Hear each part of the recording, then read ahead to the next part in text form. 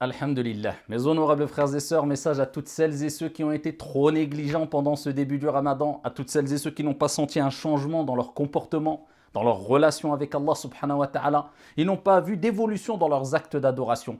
Pas plus de lecture du Coran qu'avant le Ramadan, pas plus de prières qu'avant le mois du Ramadan, pas une amélioration du comportement par rapport au comportement qu'on avait avant le mois du Ramadan, pas plus d'aumônes données pendant le mois du Ramadan qu'avant le mois du Ramadan, etc. La liste est longue. À toutes celles et ceux qui n'ont pas su profiter du mois du Ramadan, du moins des 2, 3 premières semaines du mois du Ramadan, eh bien sachez que nous nous approchons à grands pas de la meilleure nuit qu'Allah subhanahu wa ta'ala a créée. Laylatul Qadr, la nuit du destin. Et qui te dira, qu'est-ce que la nuit du destin? Khayrun min alfi shahr. Laylatul Qadr, la nuit du destin, ou la nuit de la grande valeur, la nuit honorable est meilleure que 1000 mois, meilleure que 30 000 nuits, meilleure que 1000 mois, meilleure que 80 années. C'est-à-dire que tout ce que tu vas faire comme acte d'adoration est meilleur que si tu le faisais pendant plus de 80 ans. Eh bien, celui qui va rater cette nuit sera privé d'un grand bien.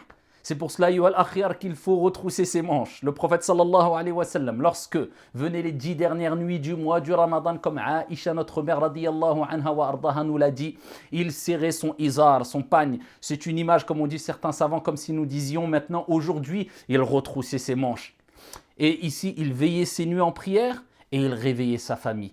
Dans le but de trouver ce trésor inestimable, Laylatul Qadr, qui se situe dans une des nuits parmi les 10 dernières nuits du mois du Ramadan. Certes, les savants ont divergé. Un grand nombre de savants ont dit que c'est lors de la 27e nuit. D'autres ont dit c'est la 29, d'autres ont dit c'est la 25e nuit. D'autres ont dit, ce qui est sûr, c'est une nuit impaire parmi les 10 dernières nuits. En tout cas, bienheureux est celui qui aura fait des efforts les 10 dernières nuits parce qu'il sera sûr de tomber dans cette nuit-là, Inch'Allah.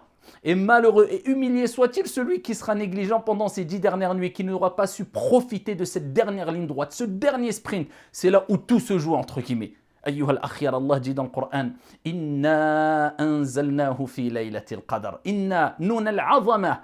Allah, quand il utilise dans le Coran ce terme, Inna, nous, c'est-à-dire Allah, le grandiose, le magnifique, l'immense subhanahu wa ta'ala, sache que ce qui vient après, Inna n'est que grandiose, n'est que magnifique, n'est que plus qu'important. Allah dit dans le Coran, Inna nahnu nazzalna dhikr wa inna lahu lahafizun. C'est nous qui avons descendu le rappel al Coran et nous en sommes gardiens protecteurs. Allah dit dans le Coran, Inna a'taynaka al-kawthar. On t'a certes attribué al-kawthar, ce fleuve, l'abondance.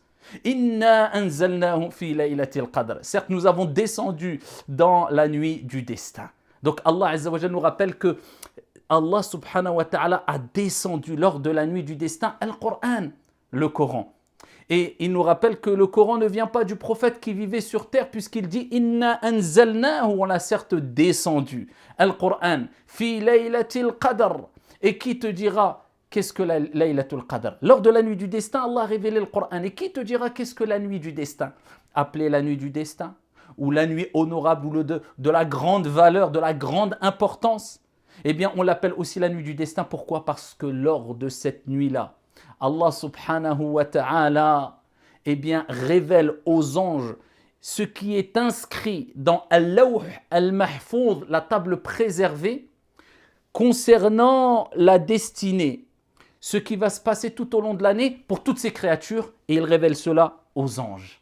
Les anges qui descendent avec ces ordres sages venant de la part d'Allah subhanahu wa ta'ala. Donc Allah a écrit toutes choses sur la table préservée. 50 000 ans avant qu'il crée les cieux et la terre. Ce qui s'est passé, ce qui va se passer, ce qui se passera pour toute créature. Mais les anges ont connaissance de la destinée de chaque créature qu'Allah a créée lors de la nuit du destin, la destinée concernant toute l'année. L'année jusque le début de cette année, jusque cette nuit-là, jusque l'année suivante. Et ça nous rappelle que les sciences eux-mêmes, les anges, eux-mêmes ont une science limitée. Et que la science d'Allah subhanahu wa ta'ala est parfaite et sans limite. Inna anzalnahu fi laylatil qadr. On a certes révélé, descendu lors de la nuit du destin. Al-Qur'an, dans un autre verset, Allah Azza wa Jalla, il dit Fiha yufraqu kullu amrin hakim. Lors de cette nuit-là, eh bien, est destiné tout ordre sage. Inna anzalnahu fi laylatil qadr. Wa ma adraka ma laylatul qadr. Et qui te dira qu'est-ce que la nuit du destin? Laylatul qadr khayrun min alfi shahr. Cette nuit-là est meilleure que 1000 mois. Tanazzalu al-malaikatu war-ruhu fiha bi'idhni rabbihim min kulli amr. Les anges descendent.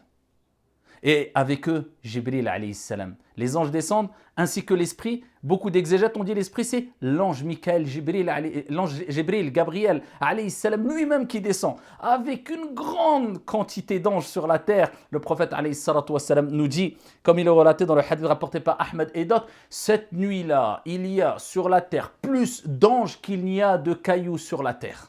Allah. Les anges descendent avec al-barakat, les bénédictions, ar-rahmat, les miséricordes d'Allah subhanahu wa ta'ala. Tout le monde veut être là pour cette nuit bénie. Et cette nuit bénie est tellement bénie que Allah subhanahu wa ta'ala choisit cette nuit-là, un instant de cette nuit-là, pour révéler Al-Qur'an. Et le Qur'an est tellement béni qu'il a laissé un impact indélébile de bénédiction lors de cette nuit jusqu'à la fin des temps et au-delà. Inna anzalnahu fi laylatil qadr. On a certes descendu Al-Qur'an lors de cette nuit bénie. Qui va profiter de cette nuit comme il se doit? Et comment profiter de cette nuit comme il se doit? En lisant beaucoup le Qur'an, en faisant des prières surérogatoires. Le principal, c'est pas de faire, est-ce que je fais 11 ou 23 ou 50 prières? Le principal, c'est de les faire concentrer, avec un cœur présent.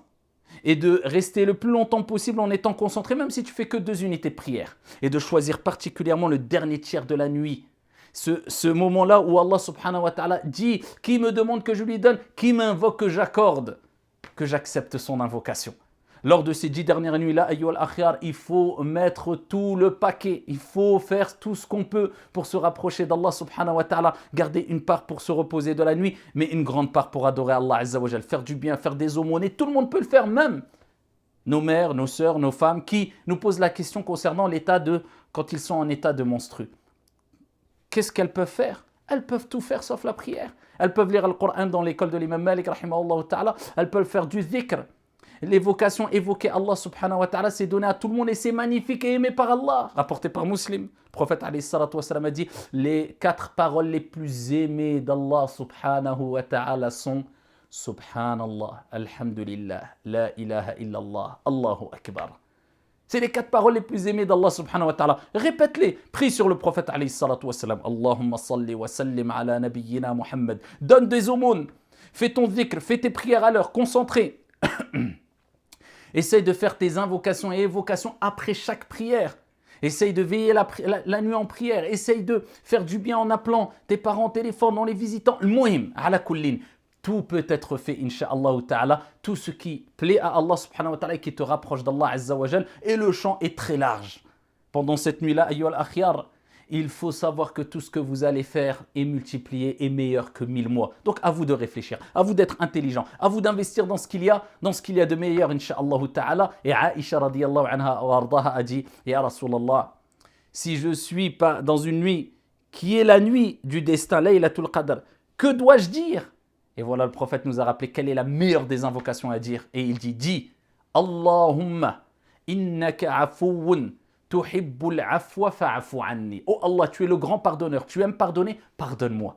C'est comme si on disait, Ya Allah, c'est une nuit bénie, où les actions qu'on va faire, si minimes soient-ils, sont meilleures que les actions qu'on va faire pendant 80 ans. Donc c'est énorme. Mais Ya Allah, on ne pourra rentrer au paradis que par ta miséricorde et si tu nous pardonnes. Ya Allah, nous ne sommes rien si tu ne nous pardonnes pas. Ya Allah, peu importe ce qu'on a fait, on ne t'a pas adoré à ta juste valeur. Ya Allah, pardonne-nous.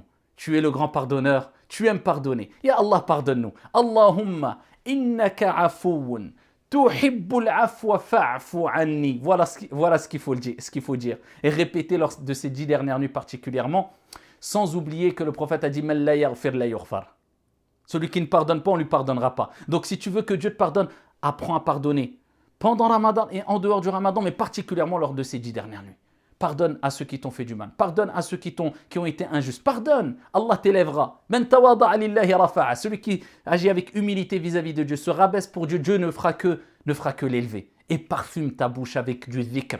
Et regardez le prophète sallallahu alayhi wa sallam ce qu'il nous dit. Il nous rappelle qu'Allah azza wa jal a dit que la mauvaise haleine du jeûneur est plus agréable auprès de lui, auprès d'Allah subhanahu wa ta'ala, que le musc, l'odeur du musc. Ça, c'est ce qui sort de notre bouche et qui est désagréable de manière naturelle, bien sûr, pendant Ramadan. Que dire de celui qui va parfumer sa bouche avec du dhikr pendant le mois du Ramadan? Allah. Subhanallah, Alhamdulillah, La ilaha illallah, Allahu Akbar. Multipliez le dhikr pendant ces 10 dernières nuits. Multipliez les bonnes actions pendant ces 10 dernières nuits. Relevez les manches et mettez le paquet. Wallahu a'lam wa barakallahu fina wa fikum. Wassalamu alaikum.